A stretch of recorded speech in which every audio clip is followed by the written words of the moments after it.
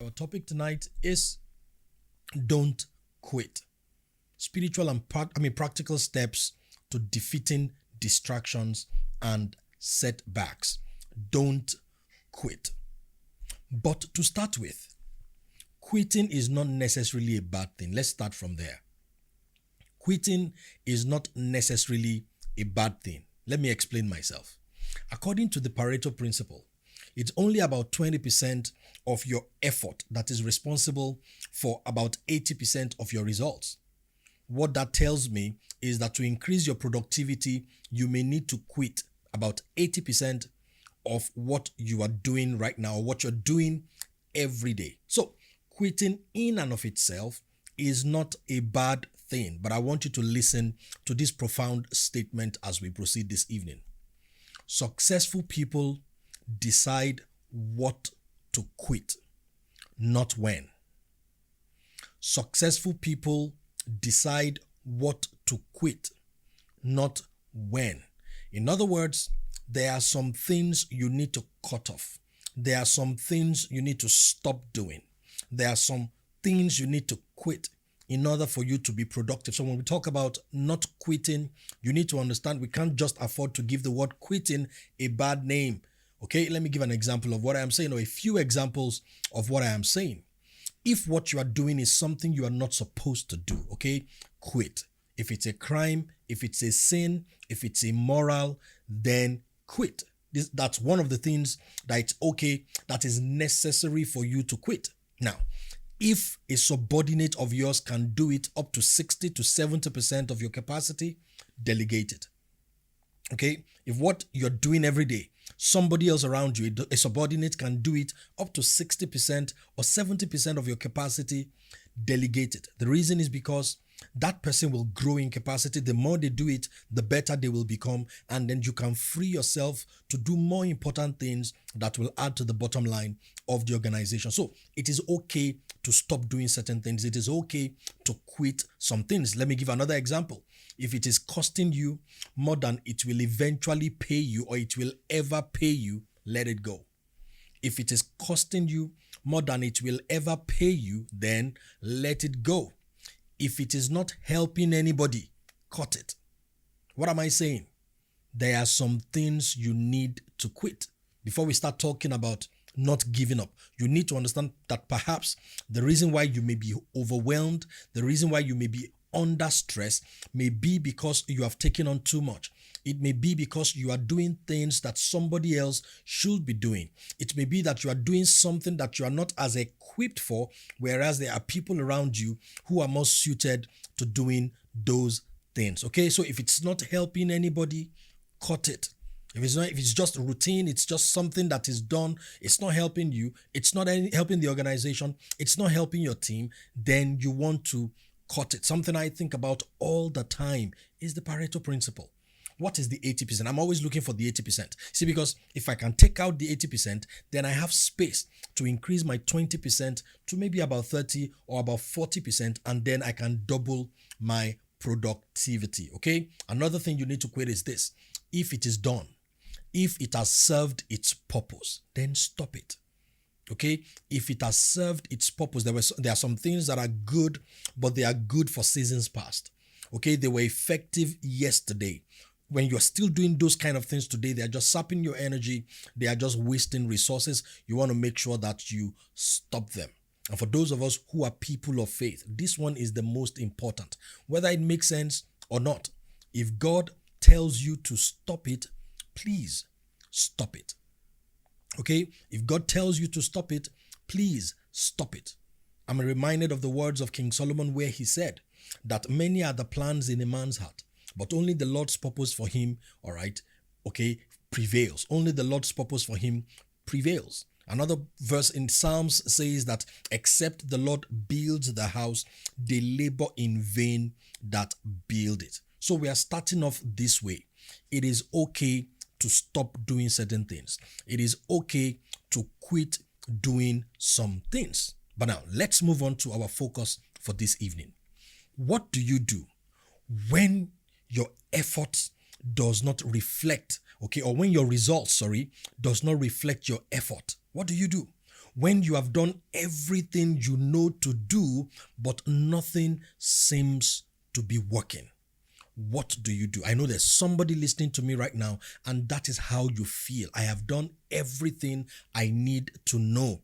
I have done everything. As a matter of fact, I know people who are not doing what I am doing, who have not done what I have done, and yet they seem to have what I don't have. They seem to be further along. They seem to have achieved much more than I have achieved. Listen, discouragement may naturally set in when you get to that point, okay? You are just tempted to stop trying when your results don't reflect your effort. When you have done everything that you know to do and nothing seems to be working, the tendency is for you to want to quit. The tendency is for you to want to give up. This is what I came to say to you this evening. You may be tired, you may be discouraged, but please don't quit, okay? If you are tired, rest. Don't quit. If you are discouraged, step back a little bit, take a sabbatical, but by all means, don't quit. Listen to this big idea. Never make a permanent decision with negative emotions. Okay? Never make a permanent decision with negative emotions. No matter what it is that you are dealing with, when it comes to the point of making a decision, don't make that decision when you are not feeling good. Okay? Don't make that decision when you are not feeling good. I found a lot of wisdom in the words of Robert H. Schuller when he said, "Never cut down a tree in the winter time. Never make a negative decision in the low time. Never make your most important decisions when you are in your worst moods. Wait, be patient. The storm will pass. The spring will come." We are not saying don't make a decision. I just told you a couple of minutes ago that it is okay to quit doing certain things. But when it's time to make the decision whether to quit or not, make sure you are not making a permanent decision with negative emotions. That's why you want to pause, you want to take a break and make sure that you recover emotionally, that when you are making the decision, you are making it with positive emotions, not negative emotions. Carl Sagan said something similar to that. Look at what he said. He said, "Where we have strong emotions, we are liable to fool ourselves. Where we have strong emotions, we are liable to fool ourselves." You remember the story of Elijah? He had done some massive exploits. He had taken out some prophets, of Baal, and he was tired. And then Jezebel sent somebody to threaten him, and then she said she was going to kill him. Now, this man was tired, this man was stressed, and in that condition, he prayed. What did he say? He said, "God, kill me." He said, "I am not better than my ancestors." Now, this was a man that had just been used powerfully. This was a man that had just been at his best, at his finest. And that's what happens to us when we are tired, when we are overwhelmed, when we are discouraged. The tendency is for us to say the wrong things or to make the wrong decisions. So when you are overwhelmed, when you are discouraged, is not the time to consider whether what you are doing is the right thing or the wrong thing. What you need to do is to rest. Okay? Take a break. Back off. Don't quit. Don't pack your bags. Don't make final statements. Don't tell people I'm not doing this anymore. Don't make those kind of statements. Hold back. Now, I'm not saying you are not going to make decisions, but that is not the time to make the decision. Okay? David Bernstein said something interesting. He said, "Feelings are not supposed to be logical. Feelings are not supposed to be logical. Dangerous is the man who has rationalized his emotions. Dangerous is the man who has rationalized his emotions." So what are we telling you to do in that space, in that, that mood of discouragement? Is not the time for you to make a decision. Don't quit, but don't even make a decision. Just let it be. Okay? I like to say to people this way, that the first law of crisis is do nothing. Just let it go. Let it be. Don't try to make a decision, okay? Rest, all right? Don't quit. Rest and reflect, all right? Rest and reflect. Take your time. Don't make a decision when you are overwhelmed. Don't take a decision at the moment where you've gotten bad news or at the moment of seeming failure. That's not the time to make a decision, okay? So rest and reflect. Now, when you begin to rest and reflect, energy begins to return to you. Encouragement begins to come gradually. Your motive, okay, your passion is beginning to be steered again. Now, it's not the time for you to do anything. There are 3 things I want to suggest that you do when you begin to see hope, okay, surge again, when you begin to feel better, when positive emotions begin to return to you, when hope begins to grow again in your heart. What you need to do is to ask yourself the right questions. Okay? Ask yourself the right questions. Now, there are 3 things I said I want you to do. 3 big ideas I want to share with you before we round it up this evening. At that point where you are beginning to regain hope, where you are beginning to feel better, the first thing you need to do is to clarify your motive. Okay? Clarify your motive. Now, you want to look at the things that you were doing before. And the first question is, why am I doing this?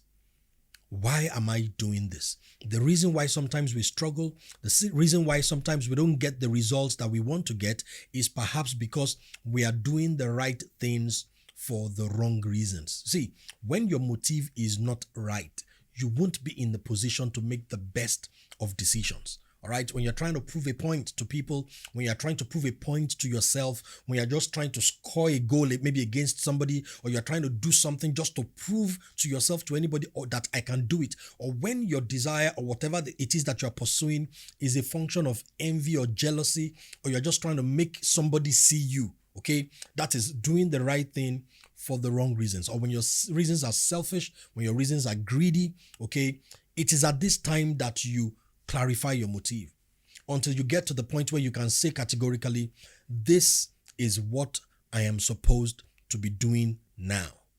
This is right.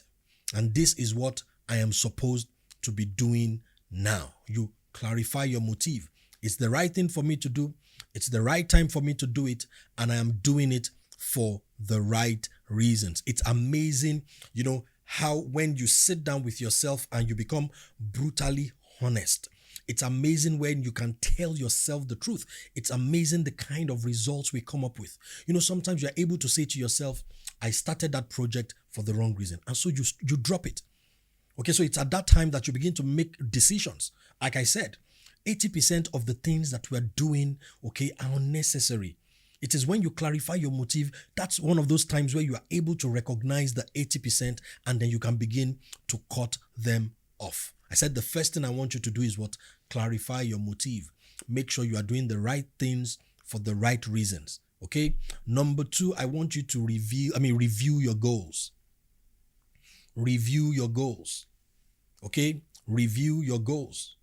Perhaps the reason why things were difficult, the reason why you faced challenges, the reason why your results did not reflect your effort, perhaps is because you are pursuing unrealistic goals.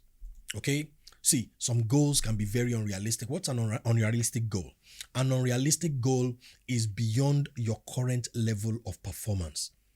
Sometimes some people don't know the difference between a wish and a goal. A goal is not something you desire or something you want. A goal is something that you can produce at your current level of performance. That is what you set as a goal. So, an unrealistic goal is beyond your current level of performance. Let me give an example.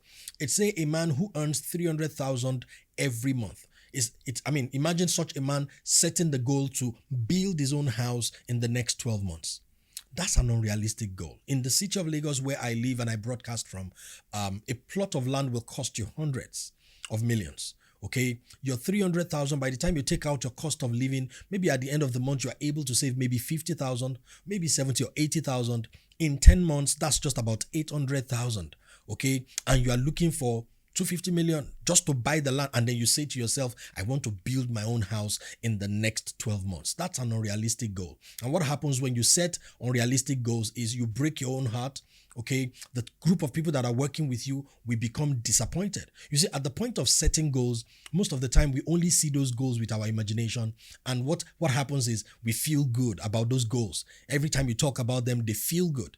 You see, but after some time, when you're working towards your goal and it becomes obvious that it is not going to come to pass, now, that same goal has a negative effect on you and negative effect on the people that you're working with. That's why as a leader, you want to make sure that you don't set unrealistic goals. So what kind of goals should you set? I call them stretch goals. Stretch goals. What is a stretch goal? A stretch goal is a goal that is within reach, but a little beyond your current level of performance.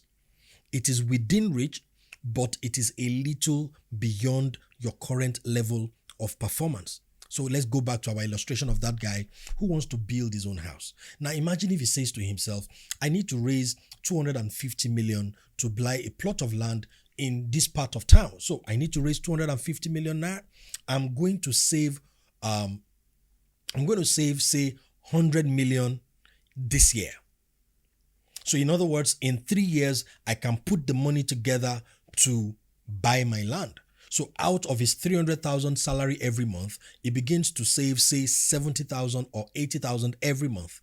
At the end of 10 months, that's like 800,000. At the end of the year, he has roughly about 900 or maybe 950,000. So in 3 years, maybe after 2 years, if he decides to invest the money so that he can put some profit on it, realistically, with a little bit of stretch, he can raise 300,000 in 3 years. Now, when he sets that kind of goal for himself, every time when he puts the money away, the goal reinforces his confidence. Okay, that is a stretch goal. It is something he has never done before. All right, it's not like needs will not arise. You see, but out of 300, if you take out 70, whatever needs may arise, you'll probably be able to stretch and cope till you get to your next salary. It's a stretch goal. It's not something you have done before, but it is something that you can do because it is within reach. Okay, so you want to review the goals. The reason why you may be failing, the reason why your efforts may not be producing the results that you want is perhaps you are reaching for things that are beyond you at this time. So the second thing you want to do is you want to review your goals. Now, the third thing, as far as I'm concerned, is the most important. The third suggestion I want to make is that you make necessary adjustments. Okay, make necessary adjustments. Listen to this. When the right formula leads you to the wrong answer, check your steps. That was what they told us when we were learning mathematics. When the right formula leads you to the wrong answer, it means there was something you were not supposed to do that you did, or you skipped a step. But when you check your steps, you will be able to see where you went wrong. You see, delays and difficulties, they are like the check engine light on the dashboard of your car. Their message is the same. Something is wrong. Okay? Something is wrong. Let me say that again. Delays and difficulties are like the check engine light on the dashboard of your car. Their message is the same. Something is wrong. When you experience delay and difficulties and challenges in the course of pursuing your dreams, there is perhaps something you need to know that you don't know, or there's something you need to stop doing, or there's something you need to do differently, or there's something you need to multiply, something you need to keep doing more of. But challenges, difficulties, delays, setbacks, they are warning lights telling you something is wrong. Most of the time, the problem is not the challenges, it's not the obstacles that we face in life. The real problem is our failure to adjust. And for somebody listening to me, I want you to give that some serious consideration. Perhaps the reason why you're struggling, perhaps the reason why you are making effort and you are not getting commensurate result is because you are not paying attention to the feedback that failure has been giving you. It was Ken Blanchard that said that feedback is the breakfast of champions. But the challenge is a lot of people are not paying attention to the feedback that failure is giving them. When you fail to adjust, you will continue to struggle without results. Let me say it to you this way. It is not insanity to keep doing the same thing and expecting a different result. That is resilience. The real insanity is resilience without adjustment. Let me say it again. It is not insanity to keep doing the same thing and expecting the same results. That is resilience. The real insanity is resilience without adjustment. Some of us, the only response we have to setbacks, the only response we have to difficulties and challenges is for us to just keep pushing, to keep pushing, to keep pushing. If you continue that way, you are going to burn out.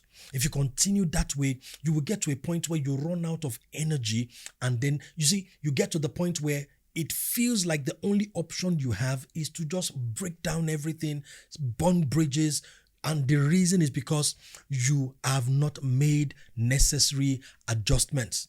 Listen, anytime you feel backed into a corner, anytime it looks like the only option you have is negative, the only option you have is to give up, the only option you have is to quit, it is because there is an adjustment you should have made that you did not make, or there are adjustments you need to make right away. In this life, there is always a way out. There is always a way forward. The way God designed life, you will always have options. When you don't have options, or when it feels like you don't have options, it is because you have not made the right adjustments. So many years ago, I read this book by Steve Farrar titled Finishing Strong. It's a book I recommend, to people all the time. There's a lot to glean from that book. Now, one of the stories in that book is the classic case of failure to adjust by the Titanic. And what I did was to just extract that story, and I want us to read it together this evening. Those who have joined me on Facebook, or if you're watching this on YouTube, I want us to read this story together. The Titanic did not sink because of the iceberg. The Titanic sank because of failure to adjust. Let's read this story together. On April 10, 1912, the ship Titanic embarked on a maiden cruise from Southampton to New York. The ship was so carefully structured and engineered that it was billed as the ship that God couldn't sink. This great ship, whose size was greater than any other, whose integrity of construction and whose engines and equipment were the best that money could buy, sailed the seas for only 5 days. Despite a grand send-off, she hit an iceberg and sank in just 2 hours and 40 minutes. A total of 1,523 people lost their lives in the greatest shipwreck of modern history. Only 705 survivors were picked up by a half-filled lifeboats. For almost an entire voyage, Titanic had been advised repeatedly of ice conditions at or near the position assailing orders required her to occupy. Throughout the day of April 14, as she approached this location, our wireless operators received at least 6 messages which described field ice and icebergs on a course directly ahead. One message from the ship Atenai via the ship Baltic was not posted until more than 5 hours after it had been received. Another message at 7:30 p.m. Californian to Antillean was not shown to the captain, since to do so was to interrupt his dinner. Yet another message from the Mesaba was not taken to the bridge, as the wireless operator was working alone and could not leave his equipment. The receipt of a final crucial message from Californian was interrupted and never completed when Titanic's operator impatiently cut it off so that he might continue his own commercial traffic. There had even been a visual warning at 10:30 p.m. from the Rappahannock, whose Morse lamp message about the heavy field ice directly ahead was briefly acknowledged from the Titanic's bridge. There is no evidence that this vital information was ever heeded, nor was it ever given to Captain Smith, now dozing in his quarters. Of course, we know what happened after that.